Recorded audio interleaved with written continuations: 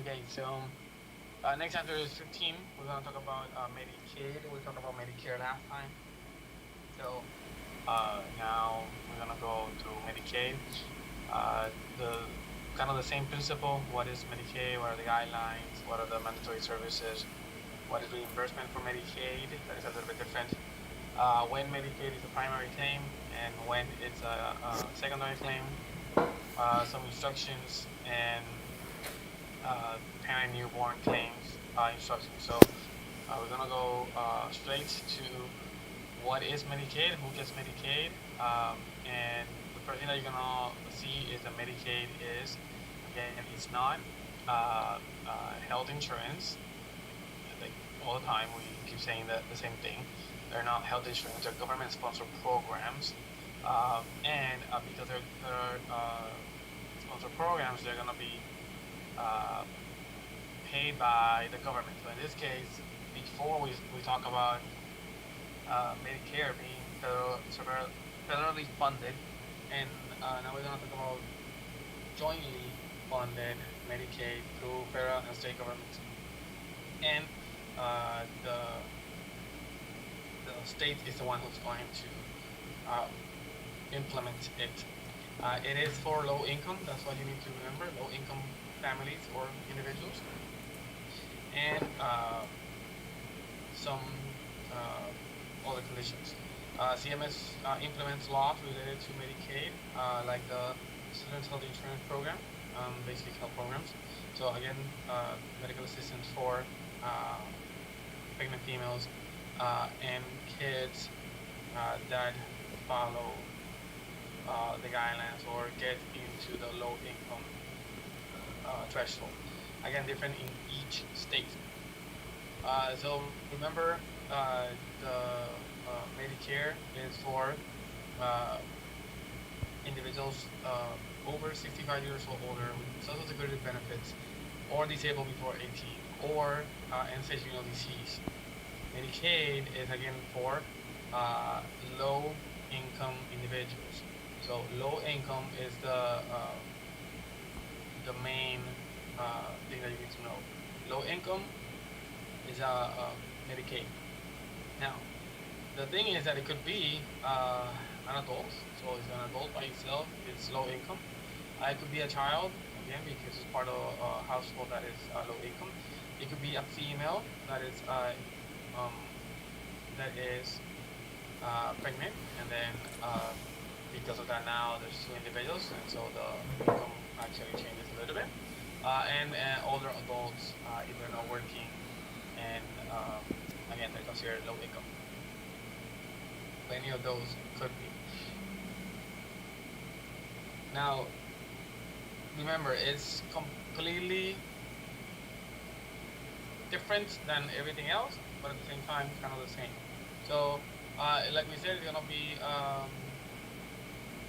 individuals that are medically needy and special groups. That's why you see elderly individuals having Medicare and Medicaid.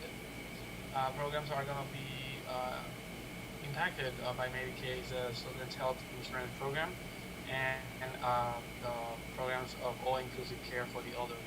So, with the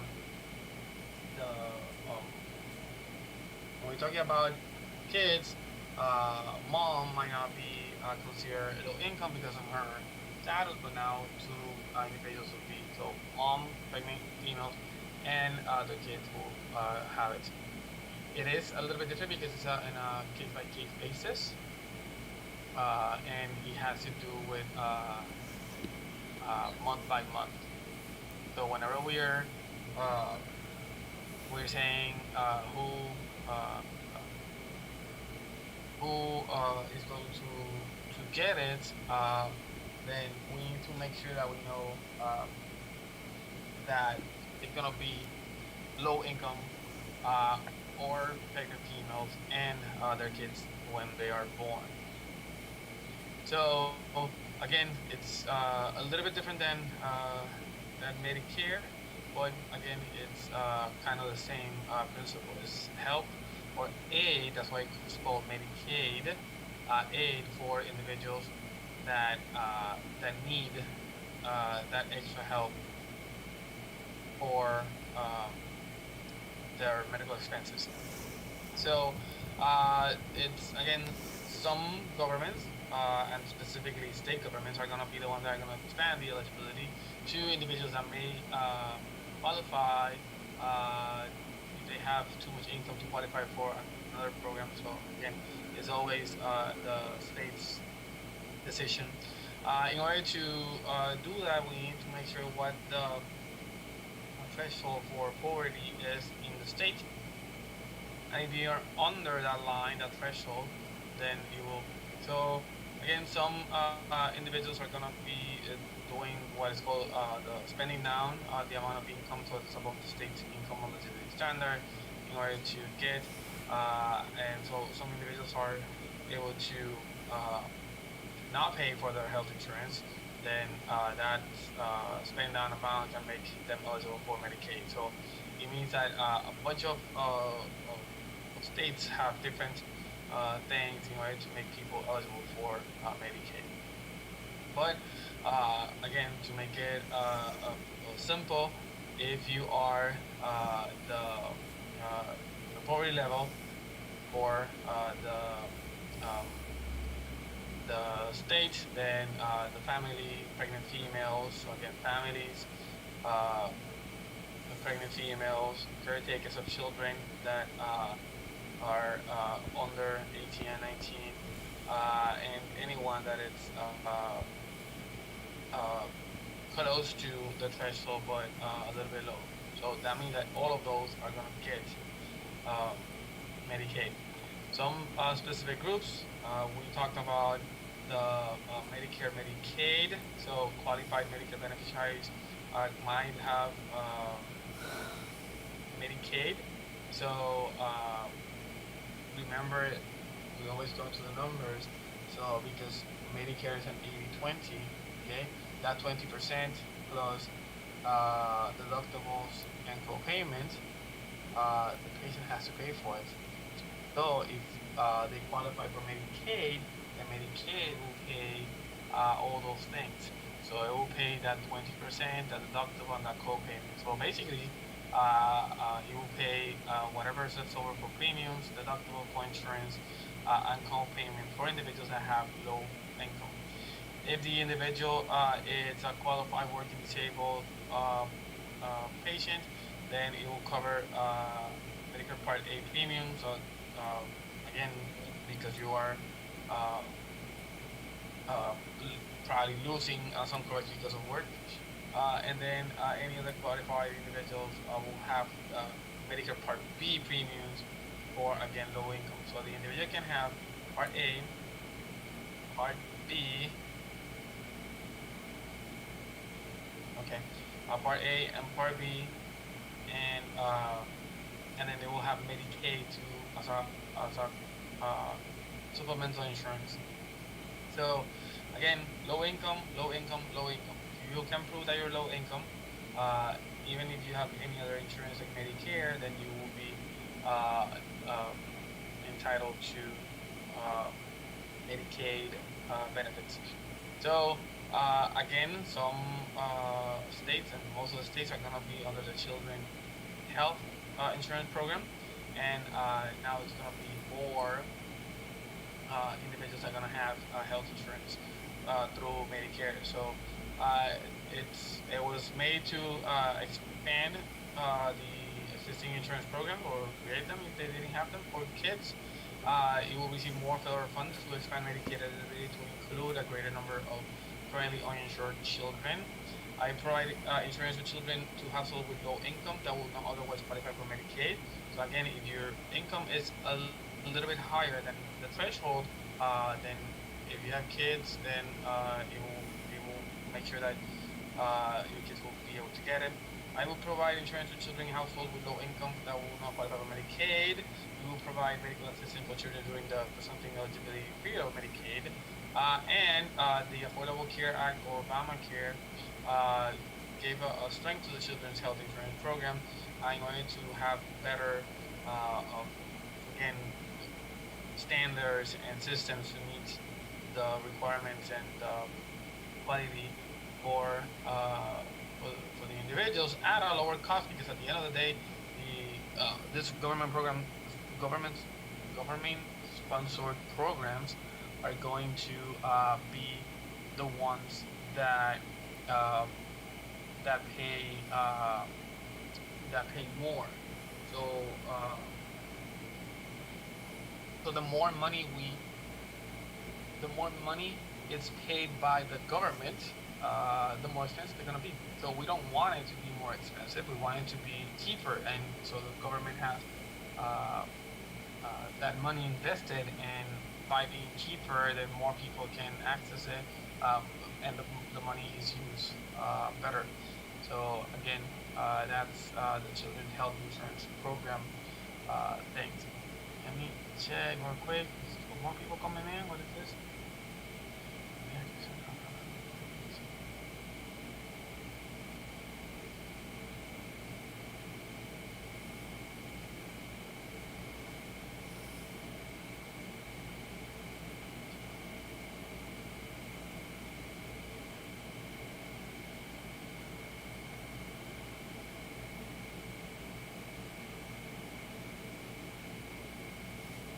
So the other part of children now is adults or elderly, all inclusive care for the elderly. Again, this is gonna be the ones that are gonna create the Medi insurance. So comprehensive medical and social services for individuals that are older adults. Uh, Again, teams or professionals for the program, for the PACE program, for coordination of care. So it's not only sending the patient to one place and figuring out. It's a coordination of care through all the individuals in the facilities, communities, nursing facilities, stuff like that. Um, Fancy word here, financing is capitated. So we already know that capitated is when we talk about managed care. And if you see the word capitated or managed care, you have to think HMOs or any of the examples of PPOs or whatever. And they're all for the individuals that are elderly. So if you are an elderly individual that gets Medicare and qualify for Medicaid because of low income, then this is the way it's going to be. So you're going to have a capitated managed care or HMO that is going to cover your uh, your expenses of that 20% that that you as a patient has to pay for. So the premium for it, deductible, co-payments, and the co-insurance. So it is a state's optional benefits. So you have to remember that, not because you are just elderly and just because it's gonna get it. No, you have to apply for it and you have to make sure that it's up to date. It is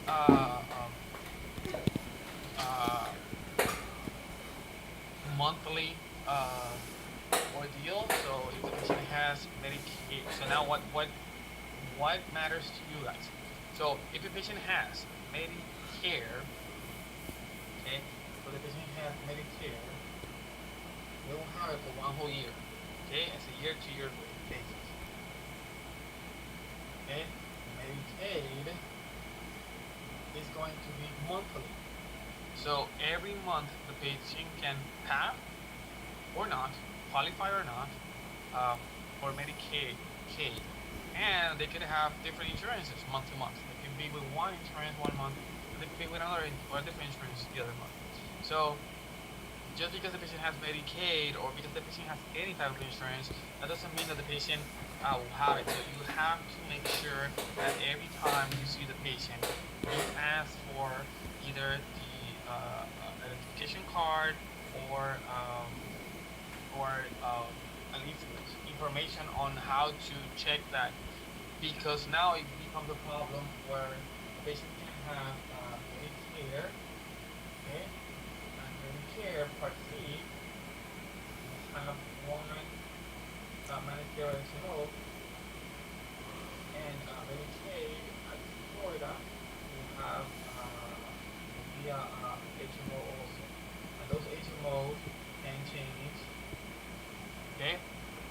month. Okay, at least the Medicaid one. So you need to remember that. So every time you see a patient, you should ask them for their insurance information, insurance card number, stuff like that. So you can actually check. The way that we're gonna check that is through the same, in this case, a specific benefits identification card. Issue date is not really important.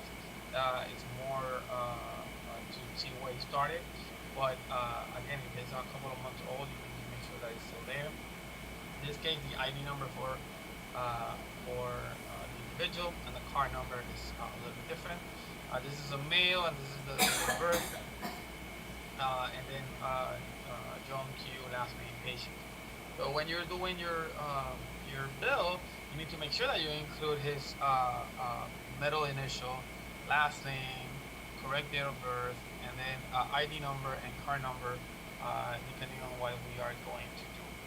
In the past, everyone that had a Medicaid in Florida had a gold card. So Florida's Medicaid was a gold card with black letters. So basically, we don't have those anymore. Not a lot of people who have them because probably like around 10 years ago, it became into law that if the Medicaid beneficiary, let's say that, we're gonna do it through a managed care. There's a few exceptions, but most of the Medicaid patients will have an HMO. So, what is the coverage? The coverage, again, depends by state, but the state will determine and establish their own programs. Again, funded by federal and state, and they will determine the type, the amount, the duration, the scope of services, following the federal guidelines. For the federal law, we require that the states have some mandatory benefits, and basically is inpatient and outpatient services. So if you remember when we were talking about the Medicare has Part A for hospitals or inpatient visits, and Part B for outpatient or in the hospital but not inpatient services. So, and that comes from the private insurances, Blue Cross Blue Shield, how they started, as a inpatient plan only, and then the other one as an outpatient plan only, and then they kind of merge. So everyone has to have those two, at least those two services. One of the other things is that we can add things as we see fit. So some optional benefits, like prescription medication and hospice, might be included, might not be included. Usually they are included. So a patient might have a Medicaid and Medicare, and they could have two plans covering 100% of the medication. So it's a big business, and you are now part of it in a good way. Now, one of the things that we want, why do we want all the kids and the pregnant females who have Medicaid if they are low income and cannot get plans or insurance plans any other way? Well, one of the things that we want is to have a healthy moms, healthy kids. That's basically how it works. So if the individual is in with Medicaid, then they will get screenings, and they'll get treatment, and they'll checkups. And the patient that does not have health insurance because of the parents cannot afford it, then now you're gonna have more kids getting sick. You're gonna have the parents missing work, and then you have less productivity, less people working, and becomes a problem. So because of that, there's the early and periodic screening, diagnostic, and treatment, and it's basically a way of doing checkups on kids, and again, everyone that is Medicaid. And what we're trying to do is check the potential problems before, provide treatment, and make sure that we conduct or other measures that will fix it. So early is the assessing, identify the problems. Periodic is the checking the children's health all the time by age-appropriate intervals. And screening is providing physical, mental, developmental, dental, hearing, vision, and other types of screenings in order to detect and prevent those problems. The diagnostic will be after we figure out what the problem is, and we do diagnostic testing to make sure what's happening and to follow up, and then treatment to control, correcting, and reducing health problems found. So what we're saying is that the pediatrics health-related things are a lot more aggressive than adults. Okay, so we check kids in different intervals. We check early, periodically. We're gonna do screenings. We're gonna check a bunch of things. As you grow older, you don't do those things. You just go once a year because that's what you are accustomed to.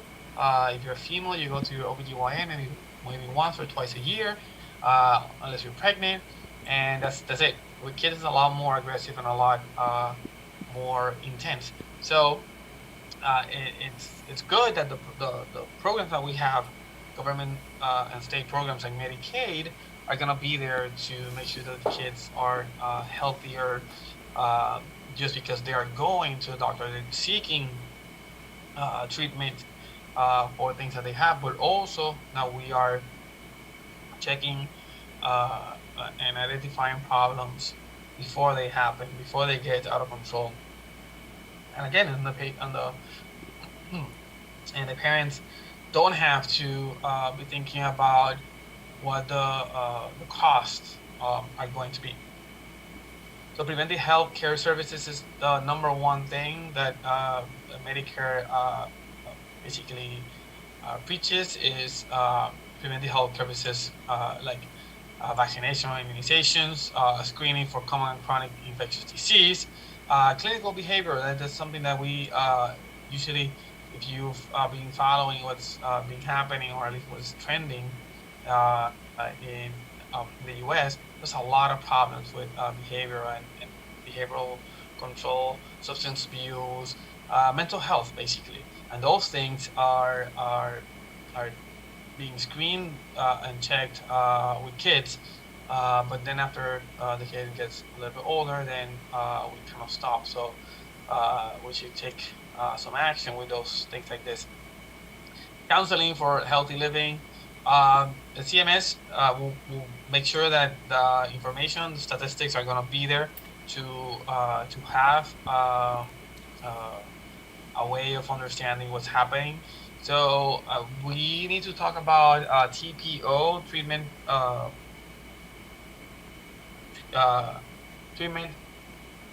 payment and operations. That's an acronym for the movement of information. When we are moving information that is not identifiable, we could use it for statistics. So that's not going to be treatment or payment. It's going to be more for operations. So you need to understand that we can get information from the claims without identifying the patient and use it for statistic, technical assistance, facilitating exchange of information. So it's really important that you know that the more people go to the doctors, to the hospitals, the more information we can get, and by using that information, we can put things in place that are better than what we have, and then that will benefit everyone. So again, preventive initiatives are implemented. Example, immunization. So kids have to be vaccinated or should be vaccinated, and the vaccination is going to be in specific intervals. And again, the more we do it and the more we know about who's doing it and who's not and how people are reacting to it, the better it is moving forward.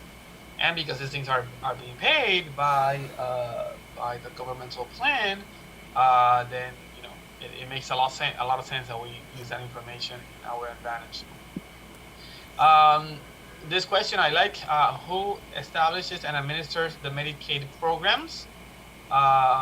Remember, the state is the one that administers, establishes, and does the Medicaid program, but the funding comes from federal. Okay, so who's the one that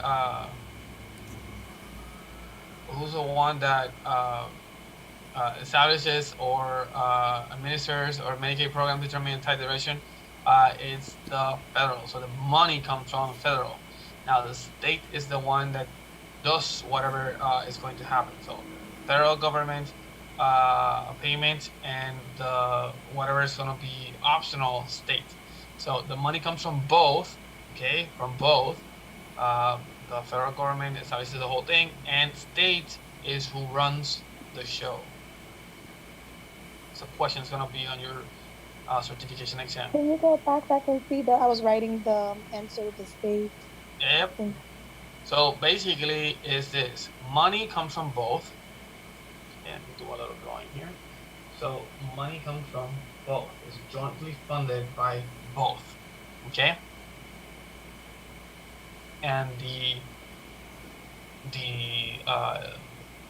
established, the administration, the whole thing comes from CMS. Okay, CMS is Centers for Medicaid and Medicare and Medicaid Services. So that is the federal government. Okay, but basically we're saying here's the money, here's the program, and the state law is going to run the program. And so those two questions, one of those questions is going to be on your certification exam. Who pays for it? And who set the rules? Federal government. I mean, who set the rules? Federal government, CMS. Who pays for it? Both, federal and state. But who runs the program? The state. Hold on, who runs the program? The state. The state. But who pays for it? Both. So that and both pay for it. So for example, Florida is called Florida's Medicaid. So it's run by Florida, but the money comes from both, from the federal government and the state government. But the rules come from where all the rules come from, CMS, and that is part of the federal government. So that's basically what it's asking there. Okay.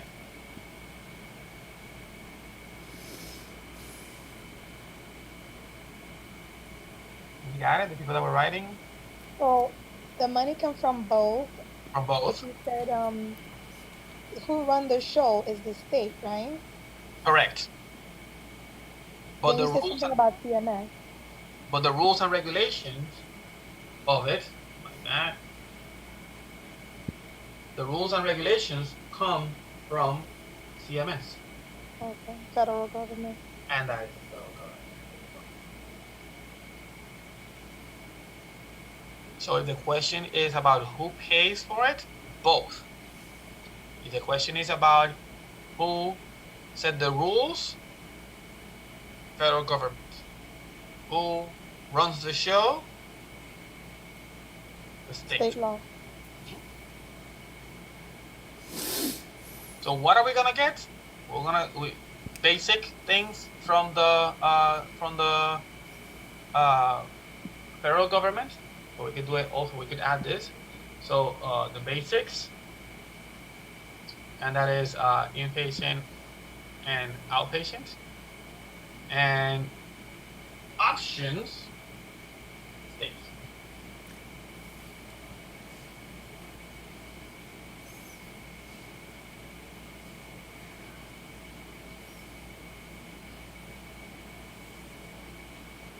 Yes, any questions on this?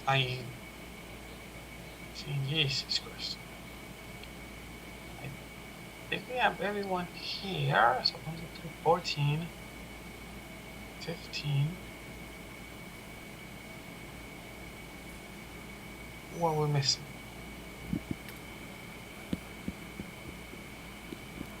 Any questions? No?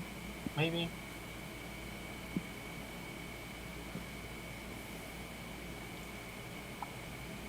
And time.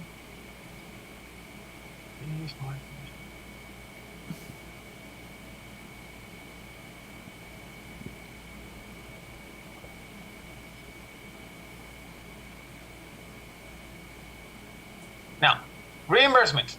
what are we here for? Reimbursement, to get the money back. Okay, the money that we are going to. Oh, what happened? Now the chat goes crazy. Yes, I remember. Did I put down Tamika? Yes, I put down Tamika with money. No, yes, clear. Okay, perfect. So, reimbursement. Reimbursement, the word reimbursement means payment after the fact. You do something, and after that is done, we pay for it. Okay, so reimbursement.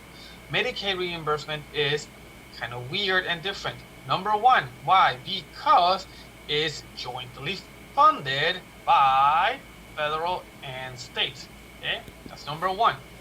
Number two,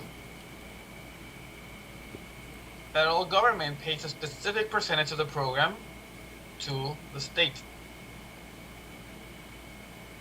Number three, that changes every year. So federal medical assistance percentage changes. It's a formula that we use in order to know how much the state's average per or income is compared to the national average. So one of the last things is the state must ensure they can fund their share of the Medicaid expenditures before they do it. So it's kind of a weird one. Like it could happen that the money that is needed to run the Medicaid program is not enough. It hasn't happened yet that I'm aware of, but some states can say, "Wait, I don't know. I don't think I can do this." So states can establish some provider payment rates with federal guidelines, including required co-payment, co-insurance, and deductible, in order to meet whatever requirements or whatever amounts of money they need in order to fund it. So why some states will have no co-payment, no co-insurance, no deductibles, if they can actually run the show properly. In Florida, they use the way that they went around that, not to have this provider payment rates or anything. They said, nope, everyone's gonna use an HMO, and now the HMO is gonna take the risk, and that way, Florida can fund its Medicaid program by basically selling it or giving it to private insurances so they can run it as an HMO. So now what happens with that is that the co-payments, co-insurance, and deductibles are going to be implemented and trickle down to the patients. They're really low. Co-payments usually for HMOs, for Medicaid are really low. There's usually little to no co-insurance and little to no deductible. But if deductibles and co-insurance were needed, states can apply them or make sure that the private insurances can apply them in order to fund it. So again, it's a little bit different. Now, this we've talked about a few times. We call it the Medi programs. Medi because we have Medicare, so Medi, and Medicaid, so Medicare, Medicaid. They could be together, so Medi plans, they could be together. It means that a patient that has Medicare, so a Medicare beneficiary, with low income, okay, and again limited resources for healthcare, could have both Medicare and Medicaid, okay. So full Medicaid coverage is supplemented, okay, or Medicaid is going to be a supplement insurance to Medicare. So again, the easiest way I can do it is, or I can show you, is 80-20. Okay, if the patient has Medicare and Medicaid, care will pay 80, aid will pay the 20. Simple. There's not a lot of nothing that we can check, right? Now, because the patient will have both, Medicare, and they're gonna have low income, so they're gonna have Medicaid. The out-of-pocket, the deductible, the copayment, the co-insurance is going to be paid by Medicaid. Now, the FPL, in this case for national, is federal poverty level. It's a guideline that we put and say this amount of money is the federal poverty level. We use a formula to change it to the state income level, and if you are under that line or that level, then you can get Medicaid. One easy way of remembering is, so let's say whatever it is, I don't even know exactly what it is, but let's say is that you make $10,000 a year. If you make $10,000 a year or less than that, that's the threshold. So if you're under that, you get it. If you're over, you don't get it. Okay, so let's say now you have 15. Okay, you're a female that makes $5,000 over the poverty level. So you don't apply, you cannot get Medicaid, because if you apply, you're gonna get denied. When now you're pregnant, then basically what you're saying now is two individuals that have to live under those $15,000. That will be like $7,500 for each one. So now both of you, so you're pregnant, then that's why we can give you the Medicaid benefits because you are now pregnant and it has two. So the other option is for an individual that is 65 years or older. They're not working, so they are not on a fixed Social Security benefits income, and usually it's really low. So someone that gets between, I don't know, $800 or $1,000 a month for Social Security, at the end of the year they're making like around 12 or 10 $1,000, and they're gonna be under the thing, they could get it too. So that's kind of the explanation for how those two could get it. Medicare, Medicaid, we said Medicare is always a primary. Medicaid will always be insurance of last resource. So Medicare will be primary, Medicaid will be secondary. So if Medicare will be primary, remember, Medicare will be primary. I'm gonna do it here. So care will be primary, pay the 80%, and aid will be secondary, will pay 20%. Or we're gonna send it first to the primary, it's gonna be Medicare, and then second to Medicaid. Or the primary, the Medicare will pay the most, and the Medicaid the least. Okay, so that's how you have to remember. If you have both Medicare and Medicaid, Medicare will be primary, will pay the most, will pay 80%. Medicaid will pay the second, the least, or 20%. Now, it's not that it's going to be billed second, it's going to be a secondary payer. In Medicare, Medicaid claims, you send them at the same time. So Medicaid is, and this is something that's going to be on your exam. So for the people that are memorizing things or writing things down, please memorize this sentence. Medicaid is always the payer of last resort. Meaning that if you have something and Medicaid, Medicaid will be the last. If you have three insurances, Medicare, Medicaid, and something else, I don't see an example where that will work, but let's say you do that, then you will be, Medicaid will be the last resource.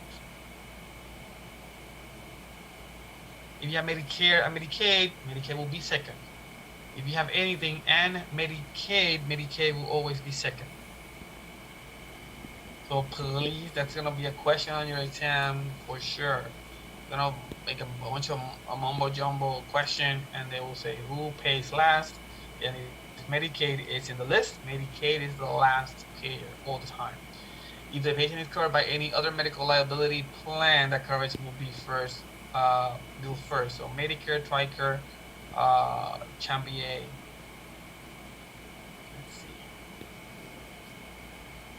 I'm trying to think about an example.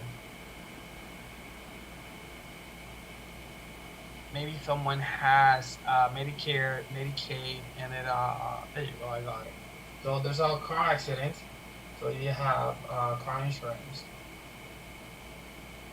and then when you're not using the Medicare or the Medicaid, but when the there's no more money in the car insurance, then we go to the patient's insurances.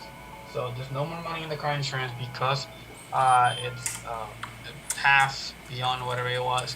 Now we go to Medicare, and then we go to Medicaid. So in that example, there's three insurances, and again, the last one that we're gonna bill anything to will be Medicaid. And it makes sense because it's for low income. So we're putting money for that. We're not going to waste that money. So if the patient has Medicare, Medicare is first. If they have TRICARE, any of the branches of the military will get TRICARE. It's gonna be Medicaid. It will be TRICARE first, Medicaid second. If we have CHAMP VA for the Veterans Affairs for veterans, it's gonna be first. Medicaid will be second. Indian Health Service, anything, whatever you have, and Medicaid will be last. Now, if, and this is an if, you are going to bill Medicaid only if the other coverage denies the responsibility for the payment. So there's a car insurance and Medicaid, and the car insurance says that they're not going to pay for it for whatever reason, then they charge Medicaid. If the Medicaid, if someone other, so other coverage pays less than the Medicaid fee schedule, then you pay that. Or Medicaid can cover procedures not covered by another policy. So in that case, then you bill Medicaid. Now, when Medicaid is a primary payer, well, when there's only Medicaid, the patient has only Medicaid, okay, then Medicaid. So it's the first and the last at the same time. Now let me tell you something real quick.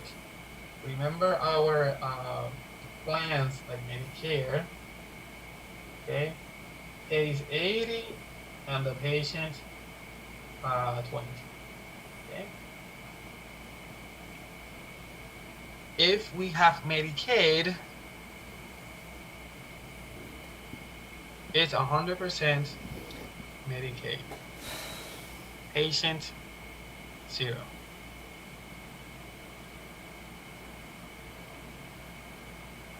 But Medicare and Medicaid, both of them has the assignment of benefits.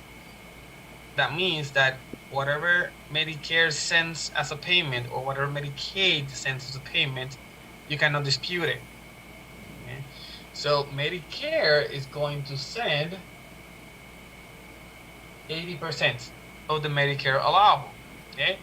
So when we do our calculation, we say allowable amount, $100, then Medicare is gonna send $80. If Medicaid is the only one, Medicaid will pay 50% of the allowable amount. So if allowable amount is $100, Medicaid will send only $50. And that $50 represents the 100% of the payment. So the patient still pays nothing. So you will see in the practice that a lot of doctors do not, or they didn't used to, or depends on the doctor, but they will cry about seeing Medicaid patients.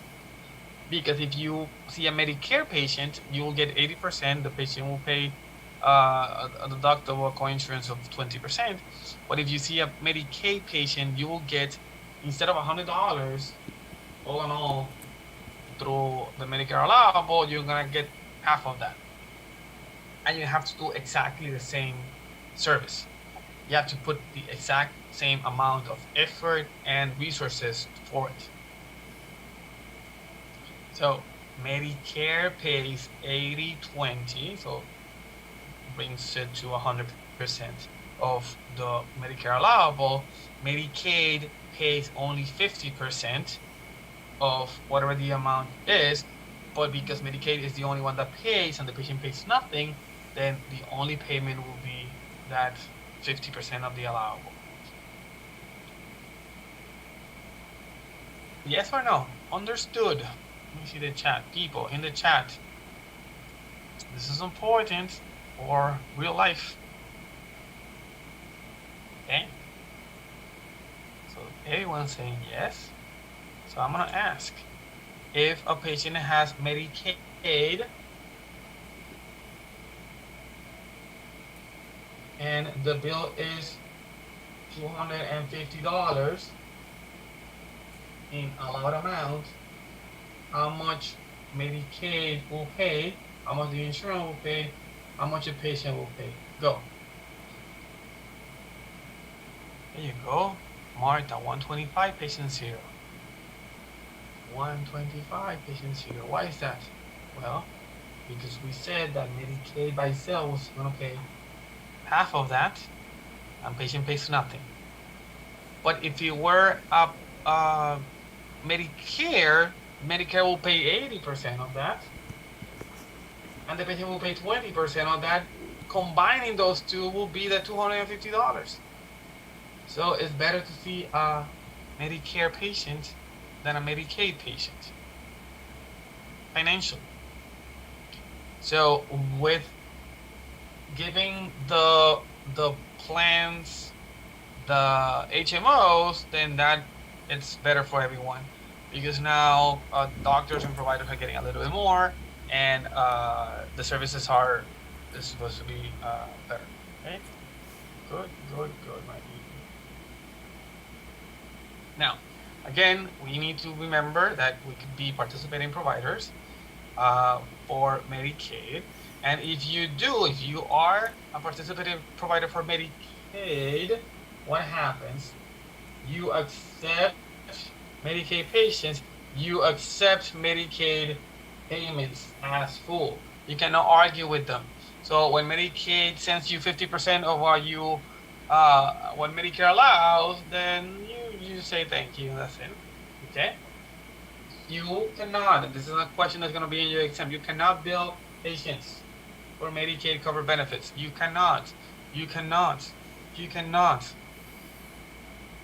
charge Medicaid for covered benefits. Now, for non-covered benefits, you can. But just like Medicare, if you let them know in advance that they are something might not be covered, then you can charge them. So if they are covered, and usually this happens in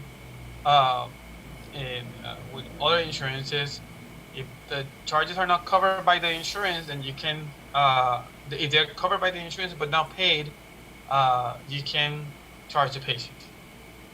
But if Medicaid says no, you cannot bill the patient. If they are covered and you did something wrong, billed it wrong, you cannot charge the patient. If you did it correctly, but they were not covered, then you can charge the patient. So some states require providers to sign a formal participating Medicare contract. Some others don't. Many of them piggyback from Medicare. So if you have a contract with CMS, that's Medicare and Medicaid services. Now, just because you have it doesn't mean that you have to see the patient. If you say that you don't want to see the patient, then again, that you can't do that. But then usually, because there's so many managed care plans or HMOs that we're going to talk about now, then if your plan, if your office accepts the private insurance, then they should have to accept the managed care part of it. So managed care, again, I'm going to write on top of it just for fun, HMOs. Okay, a healthcare delivery system that manages, okay, the cost, utilization, and quality. A Medicare HMO or a Medicaid managed care will provide delivery of Medicaid. I hate this word, additional benefits or services. They don't. Uh, there's no way that they can do more. They're gonna do the same, but in a different way. They're gonna have discounts and things that are gonna make it look that they're giving more, but they can't. So they're gonna have what we call contracted arrangement between the states, Medicaid agencies, and the managed care organizations. It is, again, because it's an HMO, and I said, if you see HMO, look for the word capitation. Capitation is a monthly capitation payment, predetermined monetary amount. It is paid by Medicare for these services. That is going to be trickled down to the managed care plan that is going to send those payments to the doctors, services, hospitals, or whomever is performing, rendering the services as payment. So it's a specific amount of money that is going down. That's how we are managing the system. But again, my example of if I give who do I have there? Who is talking right now? Vanessa's unmuted, right? So let's talk about Vanessa. Vanessa, I'm gonna give you. No, I'm here. I'm not talking.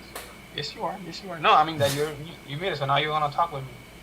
So Vanessa, I'm gonna give you money for you to bring me lunch. Okay? Is that okay? Can you go get me lunch? Yes. Okay. So I'm gonna give you $20. Okay. How much food are you gonna bring me? $20 worth of food. You go. Well, actually, that's because you're nice. But the correct answer is no more than $20. Yes, no more than $20. No more than $20. Why? Because if not, you're putting your own money for whatever it is, right?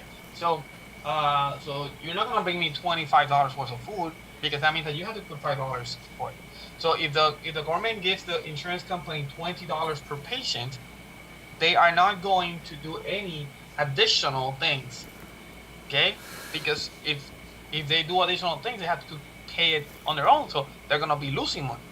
So what you and the insurance companies are gonna do is you're gonna give me, instead of $20 worth of food, you're gonna bring me probably $18. Okay? And the other two you kept as the services, the transaction. Does that make sense? Yes. What if I give you $20 every day? I go like, hey, this is $20 every day. Capitation. Okay? I give you $20 every day for you to bring me food if I ask you to. So every day I give you $20 and you start praying that I'm not hungry that day. Because if you don't bring me food, that means that you spent zero of what I gave you. So you just gain $20 in your side. This is Vanessa and this is me. Okay? And the next day I give you $20 more. Okay? And then I go like, hey, I am hungry, but not that much. So Vanessa's gonna bring me $10 worth of food. Because I wasn't hungry or I didn't use it. Okay?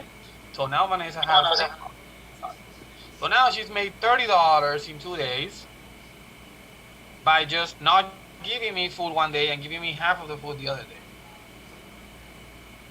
There's no way that we can keep up doing that month over month or day over day over day without her making money. As soon as she starts losing money, she will stop doing that.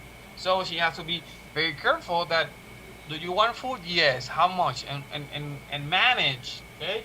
So that's what we say. We manage the cost. We manage the utilization of it.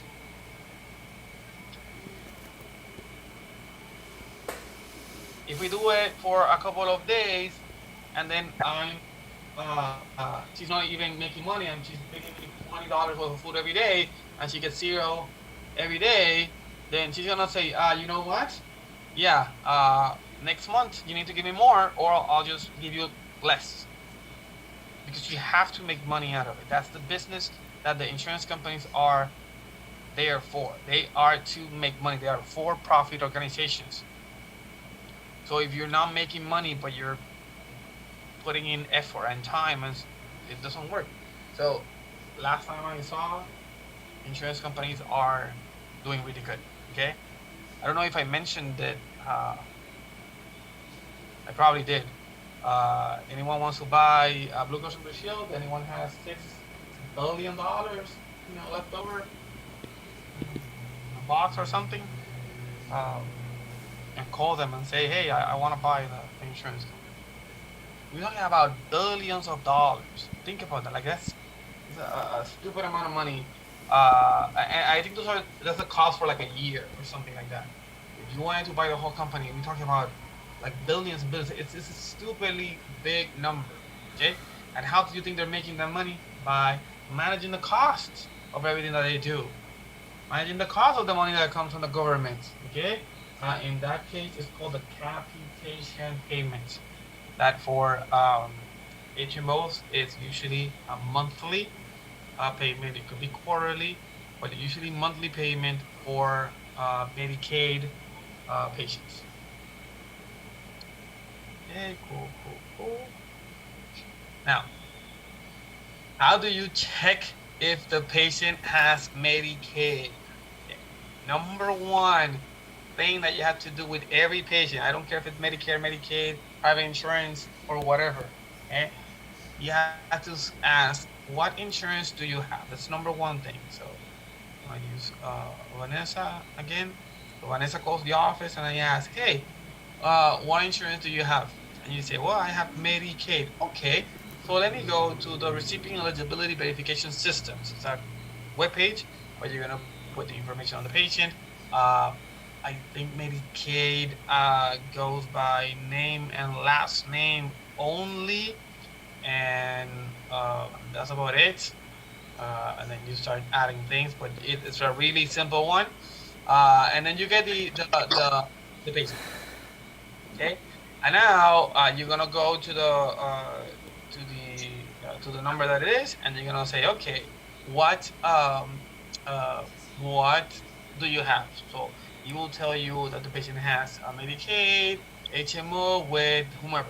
Okay, so now I can see what do you have. So the way it works is by, again, point of service device. In hospitals we have those. Computer softwares, it's what we use, or web page, or you can call automated voice response. If you ever have to call, you will hate it. The phone, or the automated voice response system for Medicare and Medicaid is horrible. It takes super long for you to actually, do it properly, but it's there. Computer is almost 10, 20 seconds. You plug in the numbers, plug in the information, it will come out. So with that, you'll see what insurance, at least in Florida, it will say this patient has Simply Medicaid. So now you go to the Simply website and get the. When do you have to check for eligibility for a patient? Every time you see the patient, every visit. Okay. Medicare is a yearly thing. So if you check at the beginning of the year, they will have it at the end of the year. But as a good practice or habit is check every time the patient is there. Okay. Maybe there was a problem with Medicare and they lost Medicare. It doesn't happen that much, but it could happen. Medicaid, every visit. For example, today is 20. Okay. So today is 06, 20, 20, 20. Okay. So you see a patient for, pick whatever you want, high blood pressure. Okay. And the doctor says, listen, go home with pills, do a little bit of exercise, and come in 2 weeks. 2 weeks is gonna be CO7, not the 4th of July. Let's make it the 5th. Okay, 5th of July 2022. Okay, we're not gonna be open on today's Tuesday. 4th of July is a Tuesday or whatever it is. I don't know. Is it a Tuesday? I think it is. Did I got it right? Anyways, so another 4th of July, you come the next day, and we'll see you the next day. Okay. What happened between the 6 and the between the month 6 and month 7 is that the thing changed. So you might have an HMO valid all the way to 6/31st. Okay, and when you get to 7/1, you don't have it anymore. Okay, you don't have it anymore. So if I see you 2 weeks from now and I don't check your eligibility, I don't verify your insurance, I might be losing on that claim because I'm gonna send it to the proper, not to the proper, to the previous HMO, and they're gonna say, no, that patient does not have insurance, and you just have to eat that claim. You cannot charge the insurance. I mean, you cannot charge the patient. You have to figure out what other insurance the patient has, and it becomes a problem. The same thing if you have a private insurance. So if a private insurance, you don't pay for you don't pay your premium for the insurance. Some insurances are like cutthroat. If you don't pay it immediately when you miss a payment, you're gonna be out. So you will not have coverage during that time that you don't have insurance. And if you go to the hospital or to the doctor during that time, they will not pay for those bills. So you as a medical biller and coder, you need to make sure that you check or verify the insurance eligibility for each patient every time that you see them, at every visit. Before you have them go back and see the doctor, you have to check. So whenever you answer the phone, basically it says, this is Dr. So-and-so's office. What insurance do you have? Okay, and after you're talking to them, you write down their information, whatever, and doing that same conversation, you could check if the insurance company, if you're a participating provider of that insurance company, and if the patient has it. So now we go back to our little triad of provider, patient, and insurance company. Okay. So you are the provider. You have a contract with the insurance company. You're gonna have a contract with the patient, but the patient has had a contract with one of the insurance companies that you are using, or maybe you're using only one insurance company. So maybe the doctor is a participating provider for only one insurance. That's now kind of a common practice.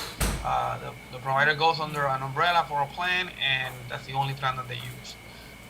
It's good business to do it that way. All the administration is done by the insurance. So if you ask, hey, patient, do you want to be my patient? I want to be your provider. Yes, but the patient does not have a contract. The patient does not have a contract with the insurance that you have. Then that's it. You're done. You cannot see the patient unless the patient pays out of pocket. Okay. So verification of insurance is at every visit. If not, then you can find yourself in trouble by sending claims to insurance companies where the patient is not a client anymore.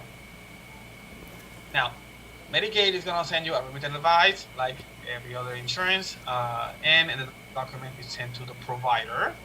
Really important, to the provider. And to the provider, we're going to send an RA or remittance advice. The patient, okay, so the patient is going to get an explanation of benefits, EOB, okay, explanation of benefits. Same document, or same information on the document. Looks a little bit different. So document sent to the provider, remittance advice, and it will say current status of all claims, including adjusted claim, voided claims, payment corrections, anything. Okay. Same thing will be specific to patients with an explanation of the benefits. So both papers are gonna probably say the same thing. What are the payments? What are the charges? What are the allowed amount? What is the payment? What is the percentages? What the patient responsibility is, and what the payment from the Medicaid is. But remember, Medicaid pays 100%, so 100% by them. So they're gonna send 50% of that payment, and there's no patient responsibility, at least in this example.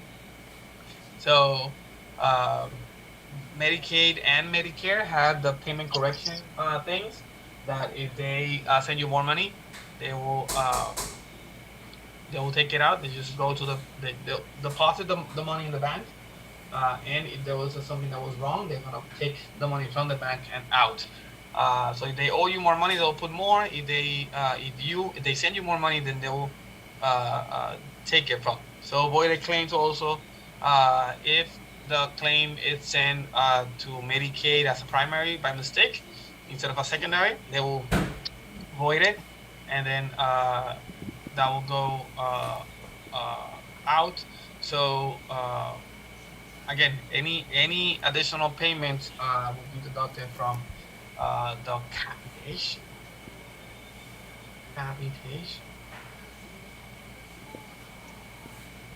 If it's an HMO, okay. If it's an HMO, it will be that way. If not, it will be through the Medicaid payment. It's a little bit simpler here in Florida because it will be exactly like any other uh, uh, private plan, and you're gonna send it directly to them, so you do not have to deal with Medicaid directly. This is an example of remittance advice of New York from the year, I don't even know when, but it looks kind of old, but most of the documents from the government look like this. The RA or remittance advice number is that one. The provider number is this one, so that provider number will always be the same for the provider that you're looking for. It will tell you the time for the remittance advice, and then the recipient name for the patient. So John Doe, Mary Jones. So John Doe has a medical ID. This one, this is the internal control number for the claim, for the Medicaid claim. Service dates, position 11. This is a doctor's office. The doctor's office outpatient. In this case, is a 99213. How many of those we're charging? One, and it's $45. So this is 10,000 years ago. It hasn't been $45 since the 90s. So $45. Bill amount, allowed amount 24, and they paid $21. So again, New York pays a lot better than Florida, just so you know that. And then, so the whole thing is that payment. Here we have three different things. So we have three different CPT codes, and then their specific prices. So look how much they bill for this one, even though it's the same one, same thing. They bill 45 in one and 54 in the other one. Doesn't really matter because the allowed amount was 24, and then whatever the payment was of altogether 49. Okay, how many claims, how many things? Again, you see everything is. So look at the awesome check, $49. For whatever reason they didn't pay this one. Okay, and it will tell you why there's an adjustment or a non-payment. So 125. 125 says submission billing error. I like that. So this is what you're gonna look at. So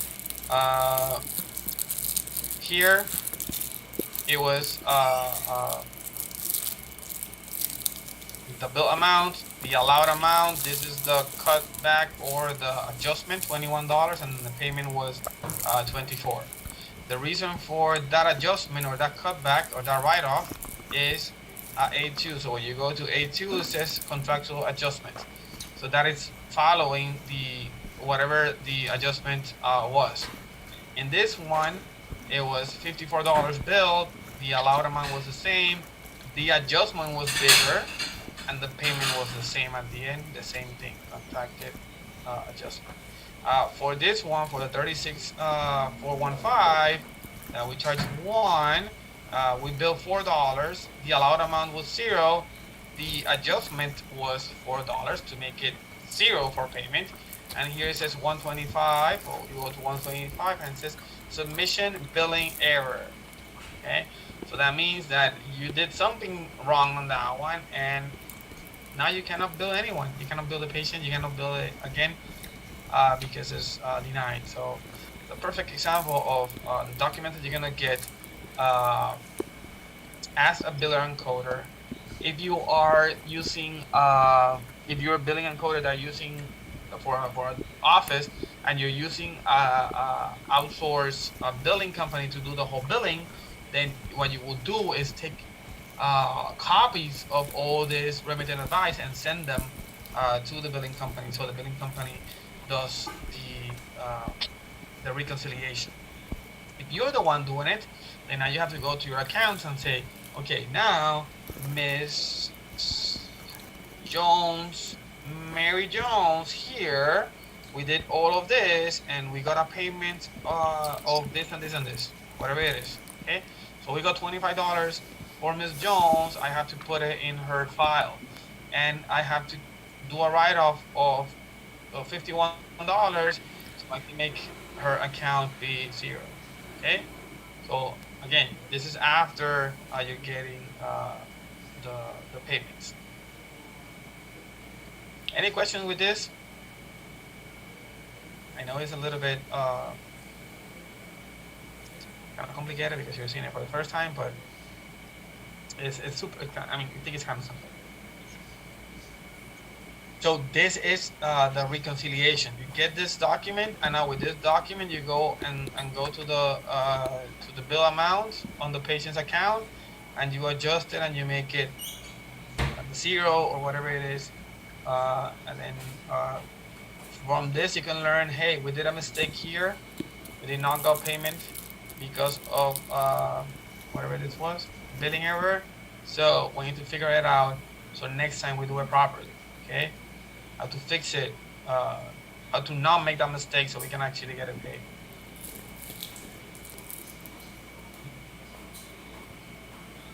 Utilization review. States are required to verify the receipts of Medicare services, so we need to make sure that the money that the states and the government is sending is being used. Some Medicare recipients are gonna get monthly survey letters checking that the verification of the services that are being done. And then surveillance and utilization review subsystems are going to be in place. They're going to have way of not wasting money, so safeguards against unnecessary and inappropriate use of Medicaid. And again, they're going to go against the excess payments for Medicaid. The way the utilization reviews work is that they will check that we pay the Medicaid paid what they were supposed to, no more, and usually what they do is just like I said, they send you the money, and if they see that it was too much, they will put their hand in the bank account and remove it and take it out. Another thing that they're gonna do is assess the quality of the Medicaid services, recover overpayments, like I just said, and post payment review process. And sometimes if they paid less than what they were supposed to, they will find that too and send the proper amount of money to the provider. Just like in every other instance, we need to prove medical necessity. So if we can prove medical necessity, the services are going to be covered. If we cannot prove medical necessity, then there's no cover. The services are not going to be covered. Basically, what it says is that cover services, okay, must be consistent with symptom, diagnosis, or conditional injury. They could be recognized as a prevailing standard or what we call the gold standard. So if someone gets the symptom, diagnosis, and condition in California, in Florida, they should be the same. So the same medical necessity will be upheld. So prevailing standard or gold standard for providers here reviewed by other providers. So what it's going to do is to fix the condition, treat pain, injury, illness, infection, fix anything that could be physical, mental disability, and again to achieve physical mental function consistent with the community standards. So what we're saying is that in order for medical necessity to be upheld, you have to do things properly the same thing that anybody would do, and you have to do it correctly. A little bit different from. No, what was this? A little bit different from Medicare. The Medicare, we said that for medical necessity for Medicare, you needed to have a doctor or someone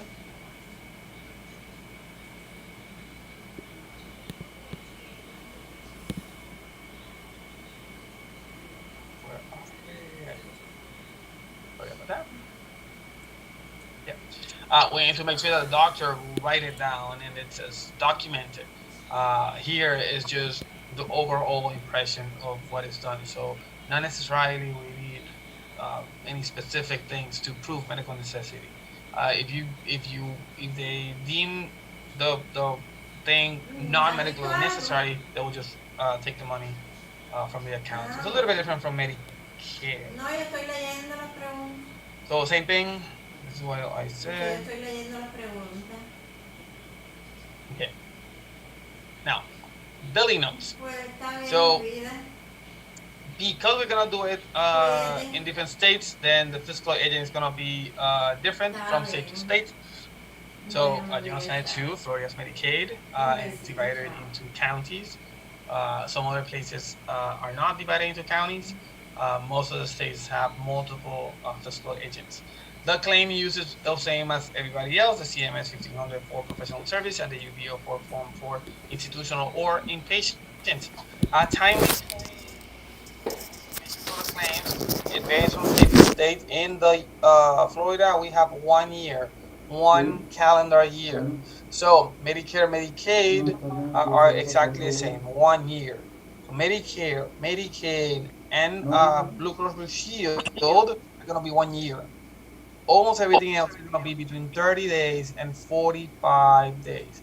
So time to submit a claim is gonna be 1 year, 30 days, or 45 days. In the Medicaid, we're gonna have a set assignment, so the providers can accept the claim, payment, or denied, and they cannot complain about it. Deductible and co-payments may be required, and they will be now that we have the insurance companies doing the HMOs, and then inpatient benefits for non-emergency So before Medicare and Shield, inpatient, no matter what, will be included with no problem. Here for inpatient, we'll have to have pre-authorization. And that is true for Florida when we have all the HMOs running the Medicaid portion. So everything that is done has to be run by the insurance first. So we talk about medical. So we talk about basic medical before. Now we're gonna talk about major medical and accident coverage. So Medicare has a way of doing that. Again, subrogation means the assumption or obligation which another party is primary. We're gonna say is that Medicaid will pay after somebody else pays. Again, Medicaid is a payer of last resource. The eligibility for Medicaid based on income. So again, if you are low income, you can get it. So the patient is a check every month to see if they are eligible. So it's a month-to-month eligibility. So that's why when you're checking, verifying if the patient has the plan, you have to do it every month. You cannot trust that they had it last month and they're gonna have it this one. And then the remitting advice is attached to the Medicaid claims after they're paid or not, or denied. And they will tell you the charges, the payments, or the adjustments or write-offs, and the reason for it.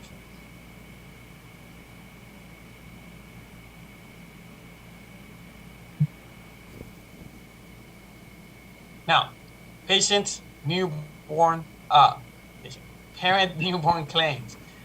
Some of the Medicare patients or Medicare eligible individuals are going to be pregnant females. So during the time that the baby is not born, is gonna be under the mom's Medicaid, and some of the things are gonna be submitted under mom's identification number. If the thing is for the baby under the mom, it will be paid, but parent services are not gonna be reimbursed on the parent newborn claim. So the parent newborn claim is only for the newborn, okay? But it means is called parent newborn because it's gonna be sent under the mom's Medicaid identification number. So infant of Medicaid recipients are automatically eligible for Medicaid uh, uh, for the entire first year of life. Okay, and the Medicaid usually covers newborns through the end of the first month of their first birthday. So it's around 13 months for that kid to have Medicaid. The newborn must continue to live with his parents to be eligible for the full year, and the newborn remains eligible for Medicaid even if the family size or income changes. So if you are the parent, you can lose your Medicaid if your income changes after you had the baby. So maybe you were not working before the baby, and now after the baby you start working, then that changes your income, and you might not be eligible for Medicaid, but the baby will continue having it for that 13 months. Newborn remains eligible even if parents are no longer eligible for Medicaid. So again, same thing. So if one get more or less or whatever it is, the baby will continue having it for that first year. But again, the mom has to be eligible first, so that's why it's called parent newborn. The other thing is the Children's Health insurance program that the state might be part of or not, and they also like a payer to do it. Usually it changes here in Florida. It's kind of open for different payers, and again, it's has specific instructions to submit the CMS 1500 claims because in the CMS 1500 claim you have to put the amount and for the services, and if it's fee for service you have to put the amount. If not, you have to do it as a capitation, and then when you do it as a capitation, then the instructions are a little different.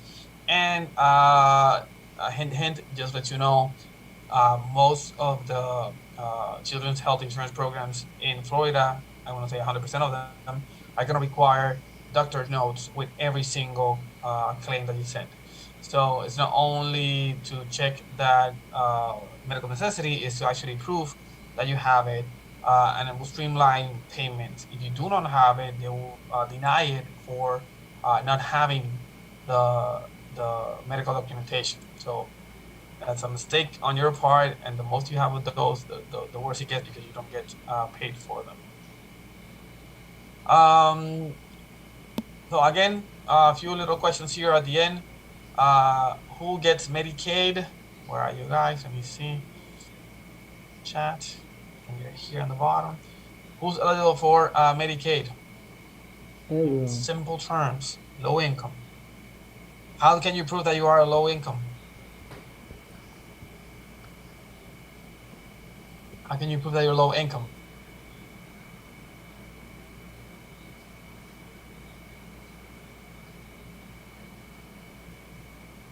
So there's a thing called the poverty level, okay? If you are under it, then you're considered low income. If you are pregnant, you can get Medicaid, again, proving that you're low income. And why? Because there's plans for that, okay? And because basically now there's two individuals living off one income, so that makes you eligible.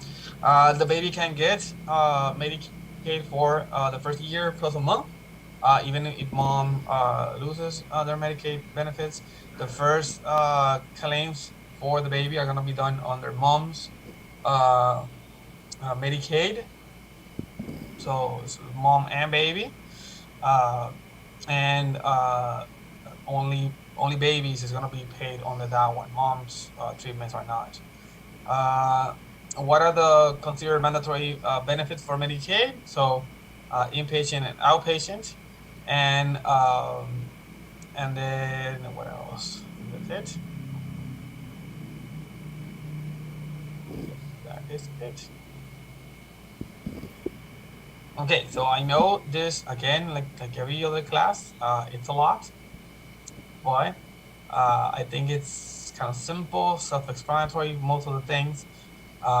We do have a few more chapters to go. So on Thursday, we're gonna go to the next chapter, and the next chapter is gonna be 16. So we're like this week we're gonna finish all the chapters, and then probably we're gonna talk about, yes, we're gonna do Triker next.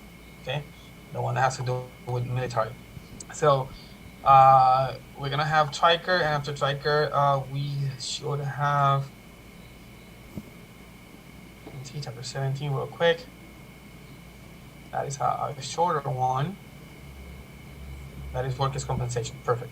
So Trikers and workers' compensation is what we have left. And then, so we're gonna do those two between Thursday and Friday. Friday, we are going to talk about the midterm. We're gonna give you a little update on when the midterm is gonna be and what is it going to be about, what you have to study. And we're gonna start next week working on CPT, HCPCS, and ICD. We're doing extremely good on time. What chapter was this one? It's 15, right? Yep. So